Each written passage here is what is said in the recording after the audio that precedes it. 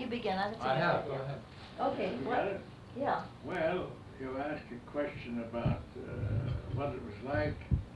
Well, it was very bewildering to me because I came here when I was only 4 years old. Yeah. And while I observed a great deal, but yet it didn't register with me to remember all the details. I do remember, though, the getting off of the Castle Garden, and we got on the train, and I asked my father whether he owned the elevator train.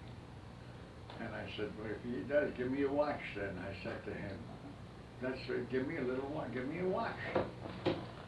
And, you know, I asked him, and the other passengers looked on while I was questioning him. I said, what I wanted.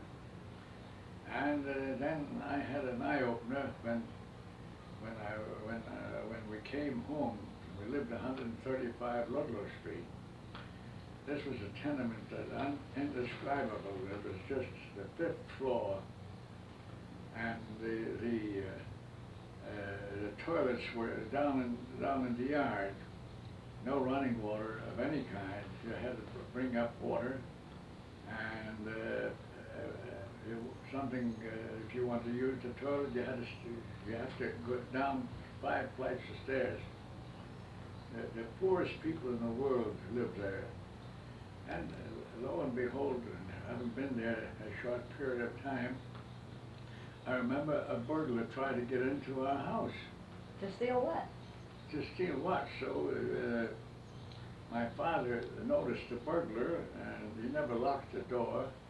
And the burglar noticed father, so the burglar started running away, and father started hollering to him, here, don't run, come on, let's both look. Let's both look, we might find something. Well, we lived there a couple of years, and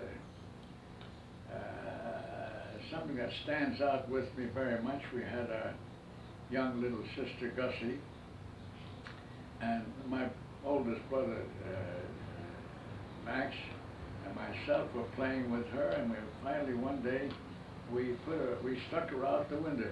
He held one hand and I held the other. 5 flights of stairs, and on the roof of the building? In the house. We held her out from the window. Yeah. And we didn't know why a crowd gathered downstairs, and they were hollering, and we were laughing and hollering with them, but we held on to the little baby, and the next thing we knew, somebody from the back, we heard some noise in the back of the room, and they said, oh, nice boy, oh, nice boy, until they got near the window and grabbed us, and they beat us unmercifully. They grabbed little Gussie and myself, and it was terrible to live there. It was impossible. You couldn't sleep nice. It was just full of vermin and cockroaches and bed bugs. And the only way we could live through the night, sleep through the night, is go on the roof or on the fire escape. This was the custom that practically everybody used.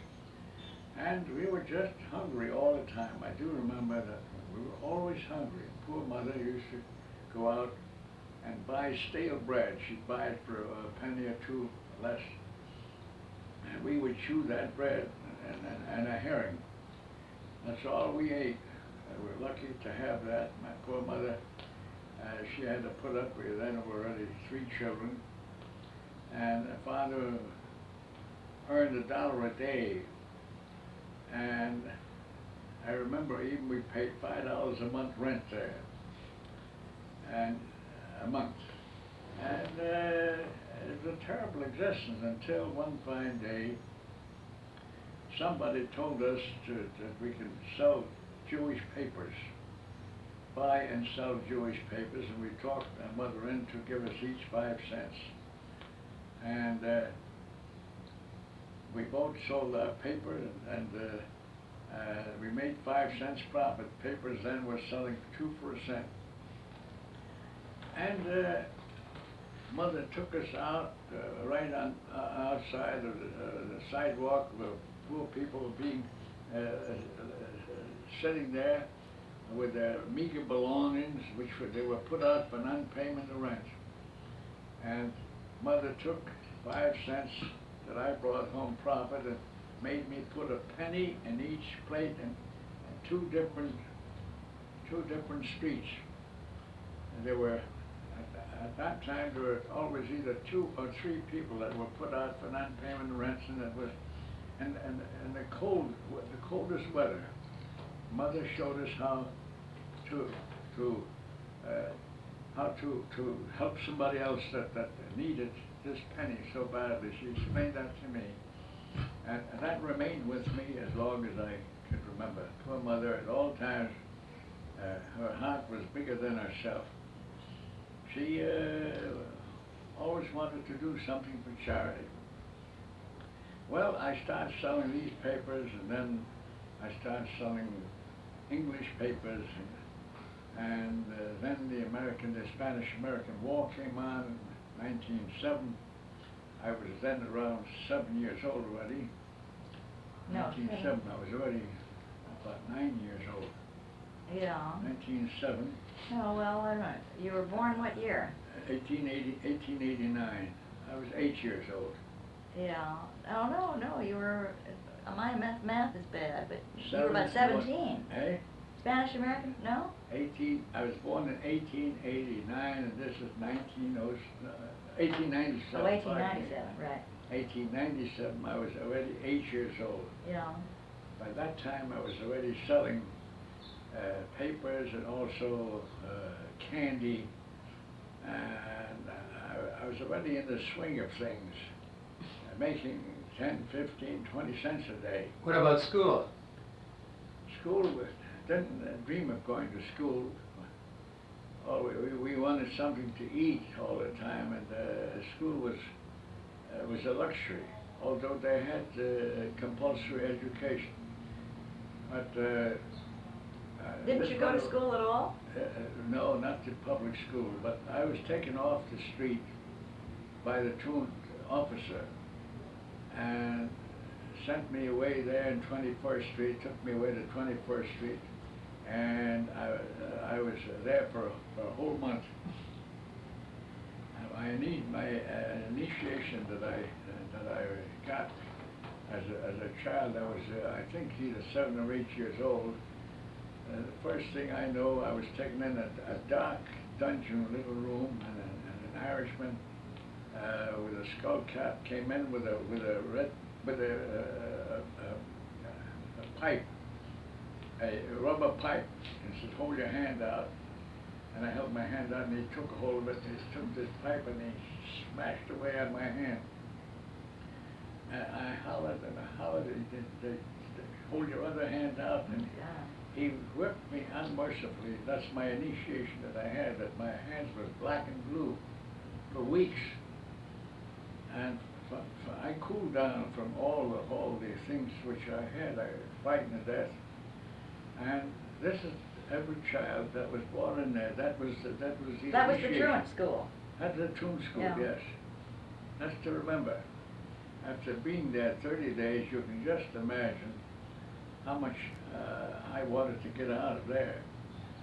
Well, I promptly got out of there, and I was supposed to report there once a week. I reported for a couple of weeks, and then I went to Brooklyn one day and saw Barnum and Bailey's circus, and that fascinated me to such an extent that I decided to go along with Barnum and Bailey's circus. And let me just interrupt to ask, had you been run over by Rockefeller yet? That's after, no. Okay, all right. And I went to Barnum and Bailey's circus, and I was bringing water to the elephants, for which I received 50 cents a day. 50 cents a day, and I lived in a tent with a black man. This black man he worked for a concession whereby you put his head and the canvas and people threw balls at him, 3 nickels, 3 for a nickel. And I received $1 a day to pick up these balls and put them on the counter so he could sell them again. And I did this all day for $1 a day. What happened to his face? But He got hit in the face with these balls? these balls, they hit him, sure, they hit him. His face was black and blue, and I stayed in a tent with him. And I used to get hot water and put it on his face, poultices with a rag. It was all bleeding and so forth. And I used to cry when he was hit so badly. And he used to say, Eddie, don't cry, it's all right. And he got $3 a day. His $3 lasted him in 40 minutes because he used to shoot crap with it and lose it. And repeat the same thing over again. And finally, I followed the circus ads in Trenton, New Jersey, and I decided to go back home. I went home, and I started, and from then I got a liberal education there, and lo and behold, I was taken in again to tune school, caught in the street. And again, the same procedure. Beat me by hand up, and by that time, they kept me right at school for 60 days. They didn't let me out in 30 days. And I did learn something a little about ABCs. But my mind was not on that. My mind was to get out. I saw flowers and grass, and this fascinated me. I just wanted to get so badly out and back again, anywhere but New York. I started to do a lot of things in New York, from selling candy, and then I started to sing songs, and selling shoelaces and collar buttons and toys and novelties. And with it, I'd say, boss, can you let me sing a song? With that, they sang a song, and I had a cap, and they took the cap and they collected. What songs pennies. did you sing? Well, the songs which I heard at that time was. You remember any of them? Yeah, sure, I remember. Like what? And then the songs that I sang, I commenced to become proficient in it. And I had here some women in the back of the saloon, and they hollered for me to come in. The women were not allowed to go into bar rooms, but they were what they call ladies' rooms. And I started singing songs there with my papers or with my whatever I was selling, with my cap, and these ladies were fast women. I didn't know what they were doing, but I sang all these sad songs. And Goodbye, Dolly Gray. Can you sing a little bit of one? Break the news to mother, and tell her how much I love her, but tell her not to wait for me, for I ain't coming home. There is no place or other that can take the place of mother, but tell her not to wait for me, for I ain't coming home.